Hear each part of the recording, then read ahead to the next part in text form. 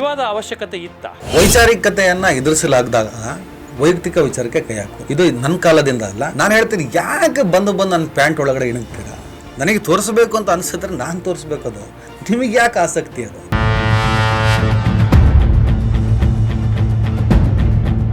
But ವಿವಾದ ಶುರುವಾಗಿದ್ದೆಲ್ಲಿಂದ ಅನ್ನೋದು ಗೊತ್ತಾಗ್ತಿಲ್ಲ. ನೀವು ಮಮತಾಜ್ ನಿಮ್ಮ ಮೇಲೆ ಹರಿಹಾಯ್ದ್ರು ಅಥವಾ ನೀವೇನಾದ್ರು ಮಮತಾಜ್ ಹರಿಹಾಯುವಂತ ರೀತಿಯಲ್ಲಿ ಪ್ರಚೋದನಕಾರಿಯಾಗಿ ಮಾತಾಡಿದ್ರು ಅನ್ನುವಂಥ? ಇವನನ್ನ ಏನಾದ್ರೂ ಮಾಡಿ ಇವನ ಮೂಲವನ್ನ ಕೆದಕಿ ಆ ಮೂಲಕ ಡ್ಯಾಮೇಜ್ ಮಾಡಿ ಇವನ ವಿಚಾರವನ್ನ ಸಾಯಿಸೋಣ ಅಂತ ಹೇಳ್ಬಿಟ್ಟು ತೀರ್ಮಾನ ಮಾಡಿದ ವರ್ಗಗಳು ಬೇರೆ. ಈ ಪಾಪ ಆ ಹುಡುಗಿ ಅದರ ಒಂದು ಪಾತ್ರವಾಗಿ ಕಾಣಿಸ್ತಾಳೆ.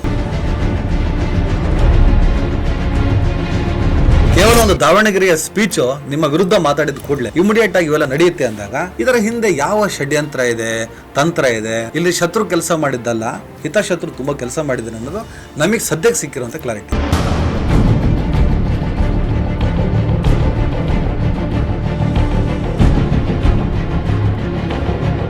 ಪ್ರಚೋದನಕಾರಿಯಾಗಿ ಮಾತಾಡ್ತಾ ಇದ್ದೀರಾ. ಸಮುದಾಯಗಳನ್ನ ಅದರ ನಡುವಿರುವಂತ ಸಮನ್ವಯ ಒಂದ್ ಕಡೆ ಒಡೆದಾಡುವಂತ ಪ್ರಯತ್ನವನ್ನು ಮಾಡ್ತಾ ಇದ್ದಾರೆ. ಎಲ್ಲ ಒಂದ್ ಕಡೆ ಈ ಕೋಮು ಸೌಹಾರ್ದತೆಯನ್ನ ಎಲ್ಲೋ ಕದಡುವಂತ ಕೆಲಸವನ್ನು ಮಾಡ್ತಿದ್ದೀರಾ ಅನ್ನೋಂತ ಆಲೋಚನೆ ಇರ್ಬೋದು ಅವರಿಗೆ. ನಾನು ಹಿಂದೂ ಅಂತ ಹೇಳ್ಕೊಂಡೆ. ಫಸ್ಟ್ ಆಫ್ ಆಲ್ ಚಿಂತನ ನನ್ನ ಹೆಸರು ಹಿಂದೂ ಹೆಸರೇ ಅಲ್ಲ. ಚಿಂತನ ಅನ್ನೋದು ಬುದ್ಧ ಧರ್ಮದಲ್ಲಿ. ಚಿಂತನ ಅನ್ನುವಂತ ಪದ ಬಂದಿತ್ತೆ ಬೌದ್ಧ ಧರ್ಮದಲ್ಲಿ. ನೀವ್ ಯಾಕೆ ಬುದ್ಧ ಅಂತ ತಗೊಳ್ಳಲ್ಲ? ಹಿಂದೂ ವಿರೋಧದ ಒಂದೇ ಒಂದು ಸ್ಟೇಟ್ಮೆಂಟ್ ಇರುವಂತ ಒಂದು ಎವಿಡೆನ್ಸ್ ಹಾಕಿ ಮಾತಾಡ್ಬೇಕಲ್ವಾ ನೀವು?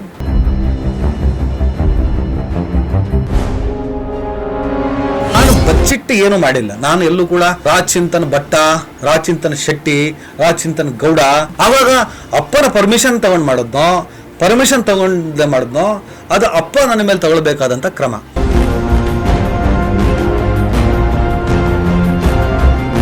ಒಬ್ಬನು ನನ್ಗೆ ಬೈದಿಲ್ಲ ಸರ್, ಎಲ್ಲರೂ ನನ್ನ ಅಮ್ಮನಿಗೆ ಬೈದಿಲ್ಲ.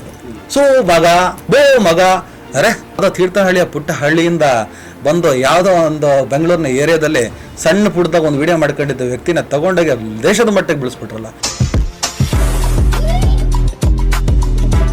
ಕೌಟುಂಬಿಕವಾಗಿ ನೋಡೋದ್ರೆ ನೀವು ರೌಫ್ ಆಗಿ ಉಳಿದಿದ್ದೀರೋ ಅಥವಾ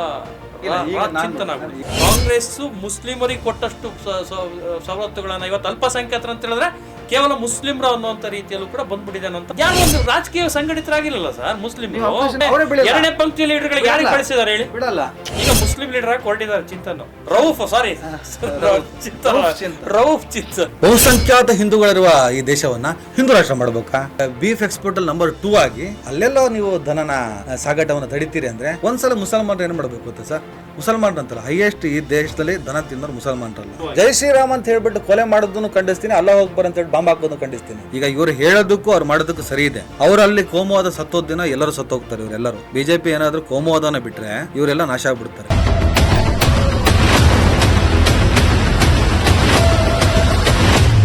ಮೈನಾರಿಟಿ ಲೀಡರ್ಗಳು ಯಾರು? ಅವರೆಲ್ಲ ಮೈನಾರಿಟಿ ಲೀಡರ್ ಅಂತ ಕರಿಬಾರ್ದು ಸರ್. ಈಗ ನಾನು ಹೇಳ್ದೆ, ನಾಳೆ ಬೆಳಗ್ಗೆ ನಾನು ರೌಫ್ ಚಿಂತನ್ ಆಗ್ಬೇಕು ಅಂತ ತೀರ್ಮಾನ ತಗೊಂಡ್ರೆ ನಾನು ರಾಚಿಂತನ್ ಆಗಿನೇ ಮುಂದುವರಿಬೇಕು ಅಂತ.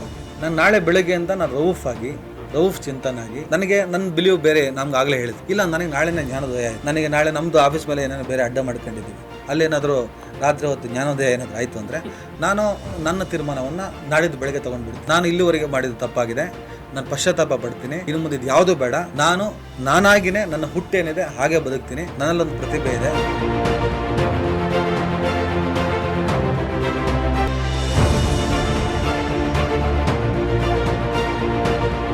ಈಗ ಇವೆಲ್ಲ ವಿವಾದಗಳಾಯ್ತಲ್ಲ, ಈಗ ಮುಮ್ತಾಜ್ ಬಗ್ಗೆನೂ ಮಾತಾಡಲೇಬೇಕು. ಒಂದು ಅತ್ಯದ್ಭುತವಾದಂತ ಅಲ್ಲ, ಆಕೆ ಏನೇ ಇರ್ಬೋದು ಸರ್, ಬಟ್ ಆದ್ರೆ ಅತ್ಯದ್ಭುತವಾಗಿ ಮಾತಾಡುವಂತ ಒಂದು ಹುಡುಗಿ. ಮುಸ್ಲಿಂ ಸಮುದಾಯದಲ್ಲಿ ಆ ರೀತಿ ನೋಡೋದಕ್ಕೆ ನಮಗೆ ಸಿಗದೇ ಇಲ್ಲ.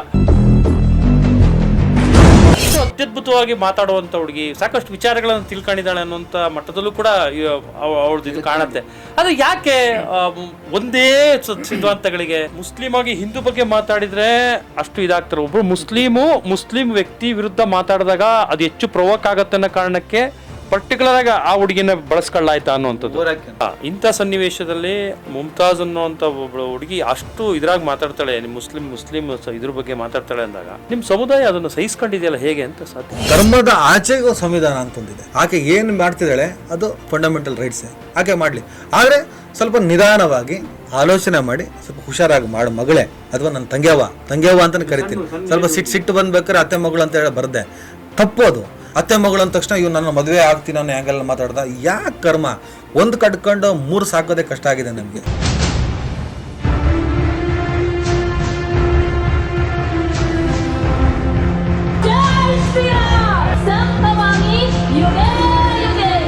ಇನ್ನು 2-3 ನನಗೆ ಇಂಟ್ರೆಸ್ಟ್ ಇಲ್ವಲ್ಲ, ಅದಲ್ಲ.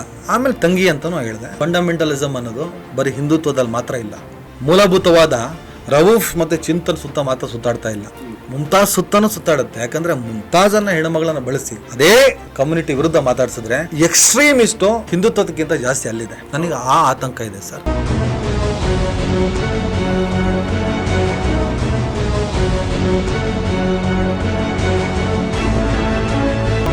ಹೇಳಿಸ್ಬೋದು, ಅವಮಾನ ಮಾಡ್ಬೋದು, ಏನು ಮಾಡಿದ್ರೂ ಮಾಡ್ಬೋದು. ವಿವಾಚನೆ ಆಕೆ ಬಗ್ಗೆ ನಾವು ಜಾಸ್ತಿ ಮಾತಾಡ್ಲೂಬಾರ್ದು ಸರ್. ಕಣ್ಣುಗಳು ನನಗೆ ಭಾವನೆಗಳು ಹೇಳುತ್ತೆ. ಮುಮ್ತಾಜ್ ಬಗ್ಗೆ ನನಗೆ ಆಕ್ಚುಲಿ ಕಾಳಜಿ ಇದೆ, ಗೌರವ ಇದೆ ಮತ್ತು ಪ್ರೀತಿ. ಈಗ ನಾನು ರವೂಫ್ ಅಂತ ಹೇಳಿದ್ಲಲ್ಲ, ನಮ್ ಕಮ್ಯುನಿಟಿ ಹುಡುಗಿ ಸರ್, ಒಳ್ಳೆ ಕತೆ. ಮುಸಲ್ಮಾನ ಧರ್ಮದ ಬಗ್ಗೆ ಮಾತಾಡಿದ್ರೆ ಇಂಪ್ಯಾಕ್ಟ್ ಜಾಸ್ತಿ ಆಗುತ್ತೆ ಅನ್ನೋದೇ ಷಡ್ಯಂತ್ರ ಸರ್. ನೋಡಿದ್ರು ಮುಸ್ಲಿಂ ಹುಡುಗಿನೇ ಹೇಳ್ತಿದ್ದಾಳೆ ಈ ಧರ್ಮದ ಕತೆ. ನಿನಗೆ ಶ್ರೀರಾಮನ ಮೇಲೆ ನಂಬಿಕೆ ಇದ್ರೆ, ಯಾಕಂದ್ರೆ ಜೈ ಶ್ರೀರಾಮ್ ತುಂಬಾ ಹೇಳ್ತೀಯ, ನಂಬಿಕೆ ಇದೆ, ಶ್ರೀರಾಮ ನಿನಗೆ ಒಳ್ಳೆ ಬುದ್ಧಿ ಕೊಡ್ಲಿ, ಅಥವಾ ನೀನ್ ಮಾಡ್ತಿರೋ ಸರಿ ಇದ್ರೆ ಆತ ನಿನಗೆ ಆಶೀರ್ವಾದ ಮಾಡ್ಲಿ. ನಾನು ಹೇಳ್ತೀನಿ, ಆಕೆ ಹೇಳಿರ್ಬೋದು, ಆಕೆ ಹೇಳಿರೋದು ಅಲ್ವೇ ಅಲ್ಲ, ಆಕೆಗೆ ಹೇಳಿಸಿರೋದು ಅಂತಾನೆ ನಾನು ಕಂಪ್ಲೇಂಟ್.